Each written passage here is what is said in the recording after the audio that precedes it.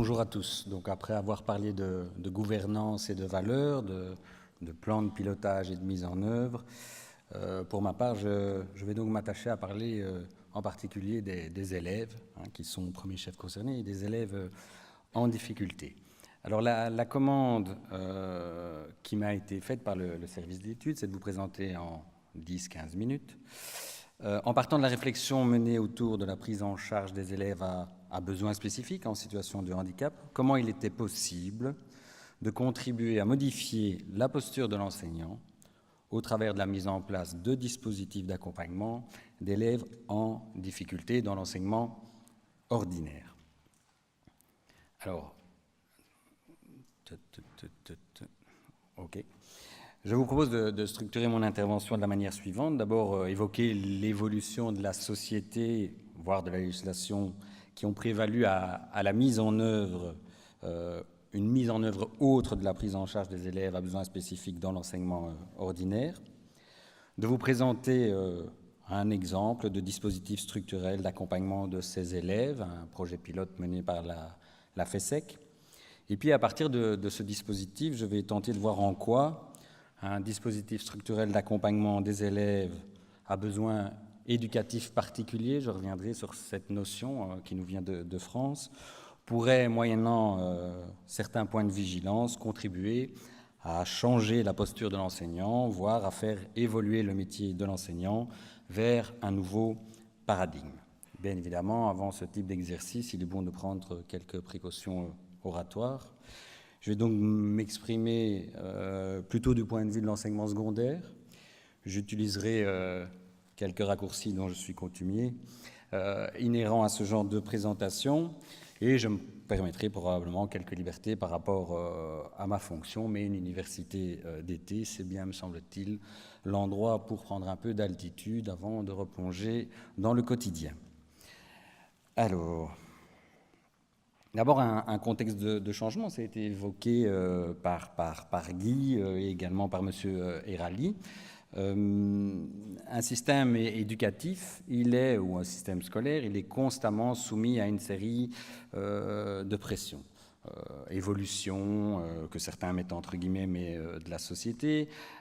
Vous avez les politiques éducatives mises en œuvre par les pouvoirs publics, puis vous avez les pressions exercées par différents acteurs, des organisations représentatives, qu'elles soient de pouvoirs organisateurs, de parents, de travailleurs ou autres. Il est vrai que ce qui serait idéal en règle générale, c'est que les pressions aillent dans le même sens. Ce n'est pas toujours le cas. Mais pour ma part, il me semble que c'est une des forces de l'avis numéro 3 du pacte. C'est qu'à un moment donné, les différents acteurs, au prix d'un consensus, mais vont dans le même sens. Maintenant, face à ces pressions, le système doit évoluer. On est bien conscient des résistances au changement, mais également, je dirais, du poids de la culture scolaire. Et donc, il faut espérer que le système évolue. Alors, certains, par moments, regrettent que le changement, l'évolution, la révolution ne viennent pas uniquement du terrain. Soyons quand même de bon compte. Nous avons besoin d'être, par moments, aiguillonnés. Si je prends l'histoire de la prise en charge des élèves handicapés, en situation de handicap, à besoins spécifiques, où en serions-nous aujourd'hui si, notamment, des groupes de pression comme les parents n'avaient pas servi d'aiguillon? Voilà. Alors, au niveau du contexte de changement, bien évidemment, Guy a donné beaucoup de chiffres, taux de redoublement, retard scolaire croissant, prédétermination liée à l'indice socio-économique, moyenne aux épreuves internationales. Mais pour ma part, je trouve surtout une perte de motivation et de sens des élèves par rapport à l'école. Des études démontrent bien cela. Et peut-être que nous sommes même dans un moment où cette perte de sens et de motivation touche tous les acteurs à des degrés divers de l'enseignement, que ce soit les équipes éducatives, par moments les chefs d'établissement, voire les parents. Et donc c'est dans ce contexte que s'inscrit depuis des années le débat sur l'hétérogénéité des classes, comme obstacle rédhibitoire à la réussite des élèves et à l'impossibilité pour les uns et la nécessité pour les autres d'une différenciation des manières d'enseigner. Et j'utilise à dessein des manières d'enseigner plutôt, une différenciation des manières d'enseigner plutôt qu'une différenciation des apprentissages. Je pense que tout le monde sait aujourd'hui que tout le monde apprend de manière différente. Tout cela, c'est dans un système, il faut quand même bien le reconnaître, comme me le disait un collègue, assez figé et figeant. Il suffit de penser au contenu des matières, au type de contrôle qualité que nous avons sur la sanction des études, aux standards d'évaluation, à la temporalité de l'école, avec l'apparition de sessions finalement au même moment pour tous les élèves sur la même matière, alors que par ailleurs tout le monde est assez d'accord pour dire que ces mêmes élèves apprennent différemment. Et c'est dans ce contexte, et face à tous ces constats, qu'apparaît le pacte pour un enseignement d'excellence. Et ce qui nous occupe aujourd'hui, c'est au cœur de l'école des métiers qui changent. J'en viens donc au point de départ de ma réflexion, c'est les élèves à besoins spécifiques. Est-ce un épiphénomène? Est-ce que je suis ici parce qu'il faut bien à un moment donné quand même qu'on évoque la question d'élèves à besoins spécifiques? Je ne crois pas. La question de la prise en charge des élèves à besoins spécifiques, elle a également abouti suite à des pressions qui sont des évolutions de la société, de groupes de pression, de politiques menées, d'accords internationaux signés, qui ont vu une approche médicale évoluer vers une approche environnementale. C'est-à-dire qu'il y a plusieurs années, la personne handicapée était priée de compenser. Finalement, c'est assez choquant quand on y pense aujourd'hui, écoute, compense. Alors qu'aujourd'hui, on est dans une approche environnementale, c'est-à-dire que c'est l'environnement qui doit s'adapter pour permettre des chances équitables, des chances égales aux personnes en situation de handicap. Dans ce contexte, au niveau du champ scolaire, est apparue l'intégration, dont je pense maintenant tout le monde a au moins entendu parler, qui est un dispositif qui permet à des élèves à besoins spécifiques d'être accompagnés dans l'enseignement ordinaire par l'enseignement spécialisé. Je vous ai mis un petit chiffre. En 2009, environ 400 élèves. 2017, 3300, mais à mon avis, on est déjà beaucoup plus loin, et je ne serais pas étonné qu'on soit à 4000. Donc, bonne nouvelle, l'inclusion est en marche, on a diminué le nombre d'élèves dans l'enseignement spécialisé.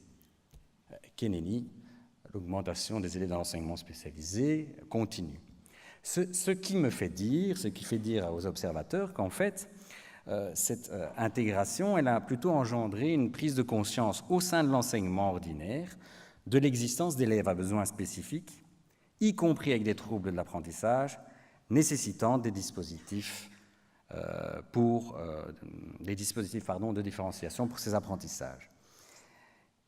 À mon sens, les processus d'intégration s'avèrent plus un chemin, une étape vers la mise en place des aménagements raisonnables, plutôt qu'une refonte du paysage scolaire vers une école totalement inclusive. C'est donc dans ce contexte, face à l'émergence de ce nouveau public, aux évolutions annoncées par le pacte, aux obligations internationales, qu'au niveau de la FESEC, nous sommes lancés dans un projet pilote qui a touché l'année scolaire passée 5 établissements d'enseignement spécialisé et de mémoire une trentaine d'établissements ordinaires. On va passer à 7 établissements spécialisés, donc démultipliés. C'est ce que nous avons appelé projet pilote Paris, pôle d'aménagement raisonnable et intégration. Donc, pour faire de manière très schématique, un établissement spécialisé collabore avec une série d'établissements ordinaires comme centre de ressources, apporte son expertise pour aider à la prise en charge d'élèves à besoins spécifiques qui ne relèvent pas de l'enseignement spécialisé, mais qui ont besoin de la mise en place d'aménagements raisonnables.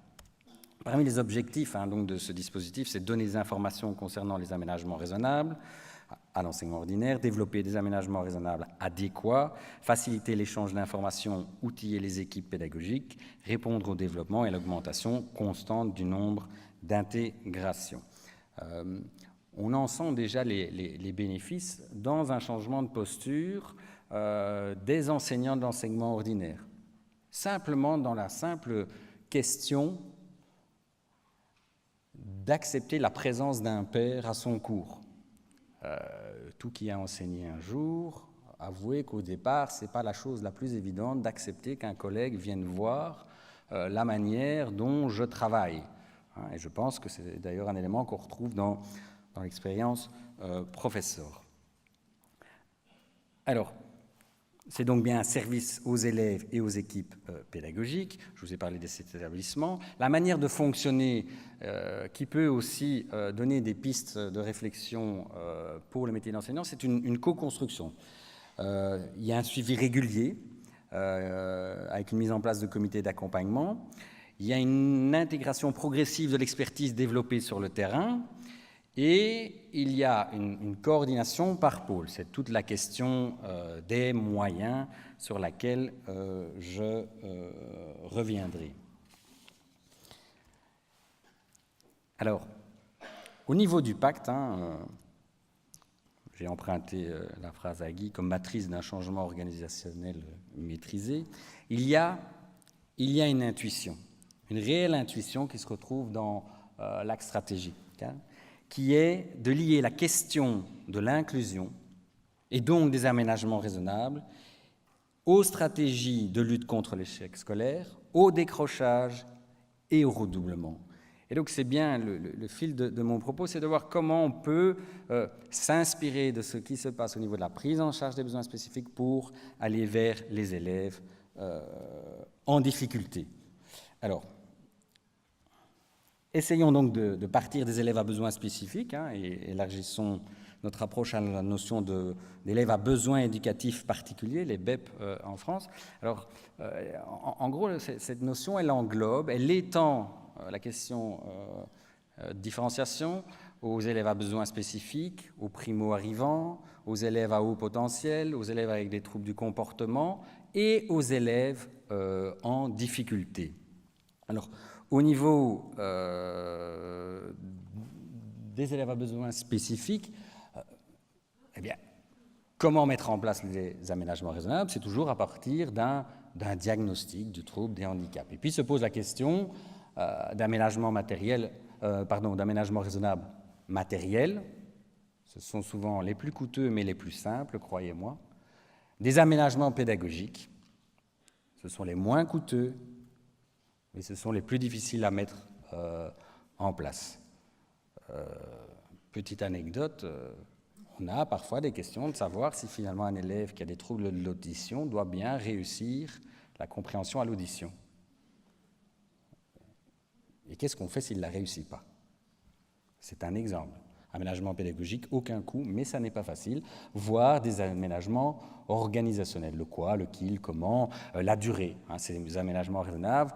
On a créé au travers du projet pilote une fiche, un document, un A4, qui permet d'identifier les nécessités, qui fait quoi, comment, et je dirais la périodicité pour voir où on en est. Alors, bien évidemment, vous le comprenez aisément, cette mise en place d'aménagements raisonnables, elle provoque, elle oblige à un travail collaboratif. Elle modifie complètement la perception du métier, mais la perception du métier pour soi et pour les autres. Et tout ce qui est fait, ça c'est une conviction forte, partagée, mais tout ce qui est fait pour un élève à besoins spécifiques, c'est utile pour tous.